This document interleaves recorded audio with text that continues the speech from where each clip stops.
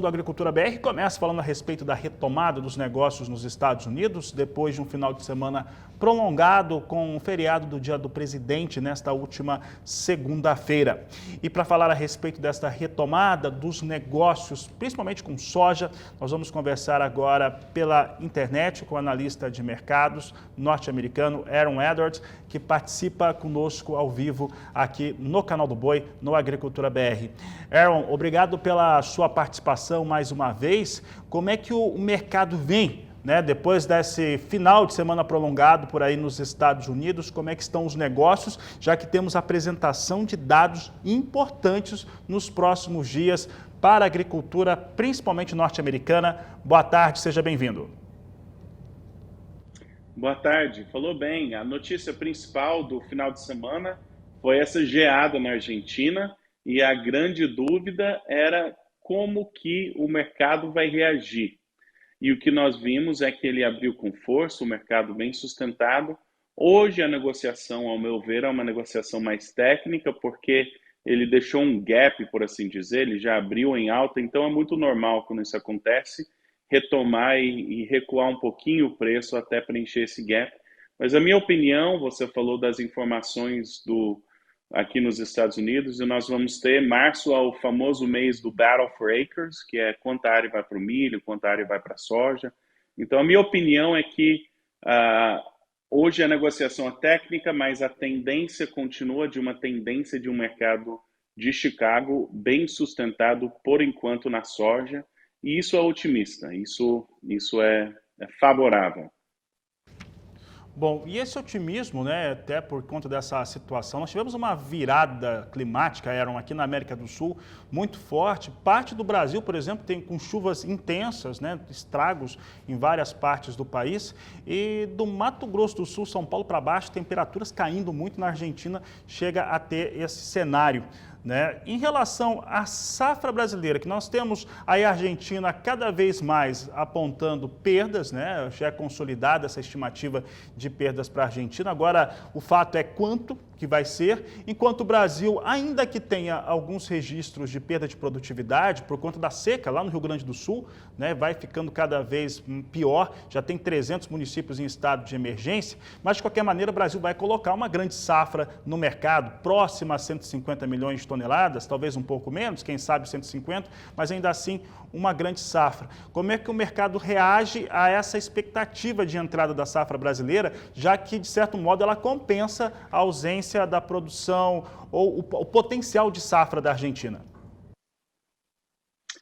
Perfeito, falou muito bem. Em volume de soja, a soja do Brasil, que ainda não foi precificada, é um maior número da América Latina e maior número do mundo em falando de volume de soja que pode mexer no mercado. Então, a Argentina pode aumentar ou reduzir um pouquinho ainda a produção, os Estados Unidos vai plantar um pouco a mais, um pouco a menos, mas o maior cálculo é essa soja disponível na mão do produtor brasileiro, que está sendo colhido, está sendo entregue, o que o produtor brasileiro vai fazer.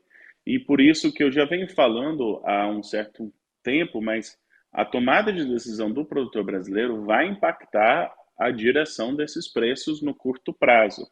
A janela de risco climático do Brasil está chegando ao fim e está cedo para a janela de risco climático nos Estados Unidos. Então, nesse período aqui de fim de fevereiro, março, até que entrar abril, que já começa os trabalhos de plantio por aqui nos Estados Unidos, na minha opinião, o carro-chefe da direção desse mercado vai ser determinado pelo comportamento do vendedor brasileiro, do produtor que está com soja no Brasil. Então, essa é um fenômeno muito pertinente que vale a pena atenção, mas por hoje não parece que o produtor está fazendo vendas desesperadas e derrubando preço, e por isso que argumento que a soja parece bem sustentada nesse momento. E essa sustentação que hoje nós temos para a soja no ambiente internacional e aqui no ambiente regional para o Brasil é que vem garantindo o produtor fazer as suas vendas, a sua comercialização de uma maneira mais lenta. Entretanto, os prêmios pagos em portos aqui no Brasil, em alguns casos, já aparecem negativos. Isso é um fator em relação à soja. Um outro aspecto relevante em relação a essa venda é que o produtor realmente optou por ter essa estratégia aqui no Brasil. E aí eu te pergunto, Aaron, como que vai ser precificado? O que nós podemos esperar da precificação da soja brasileira quando ela deixar de ser uma projeção e passar a ser uma realidade no mercado? Muito bem. Então, para mim, tem que pensar em momentos do ano, tá? Vai ter um momento de risco climático nos Estados Unidos, talvez maio, junho, e até a disponibilidade da safra nova nos Estados Unidos, sendo que parte já foi comercializada. Então, quase todo o segundo semestre do ano, talvez novembro e dezembro não, mas grande parte do segundo semestre, que a soja que vai estar disponível para o mundo em volume é a soja da América do Sul e principalmente do Brasil, porque nós sabemos o que aconteceu na Argentina, sabemos quanto farelo que a Argentina produz. Então, o produtor que pode segurar soja para essa janela de tempo, eu acho que é uma estratégia viável.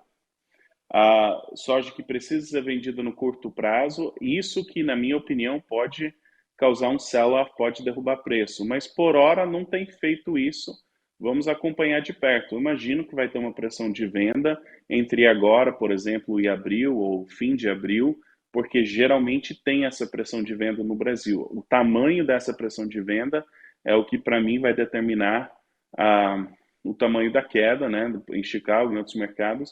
E por hora eu não vejo que vai ter uma quantidade. Por hora eu acho que o mercado continua bem sustentado e nós não estamos tendo esse sell-off preocupante, na minha opinião. Aaron, pensando agora, e aí o nosso telespectador, porque eu até conversava com alguns aqui que estão acompanhando o programa, mandando mensagem através de mídias sociais, mas olha só, pensando no produtor brasileiro, na sua comercialização, nós vamos ter agora no curto prazo os norte-americanos, o Departamento de Agricultura americano, trazendo o Farm Outlook, né, que traz números já pensados na campanha 23-24. Aqui no Brasil, o produtor rural sinaliza que espera esses números como um fator positivo para a sustentação da estratégia adotada por aqui. O que nós devemos ver, né? Que a visão de quem está aqui tão longe é uma, quem está aí, como é que pode esperar esse relatório, esse primeiro levantamento que, de certo modo, começa a contar uma história de uma safra que ainda vai ser cultivada? Exatamente. Hoje a expectativa, eu diria que é de milho em detrimento da soja, falando de área. Então, é bem possível que isso seja favorável para o mercado de soja e continue essa sustentação. A palavra de alerta que eu falaria ao produtor brasileiro é quando você acha que tem sustentação do preço e que o preço vai aumentar. Aí o preço aumenta, não quer dizer que é hora de esperar, né? Se você acertou na tua análise e o preço foi o que era para ser, tem que aproveitar boas oportunidades para ir travando o preço, para ir vendendo. Se você tem bastante soja para vender, tem que aproveitar os bons negócios e vender, né?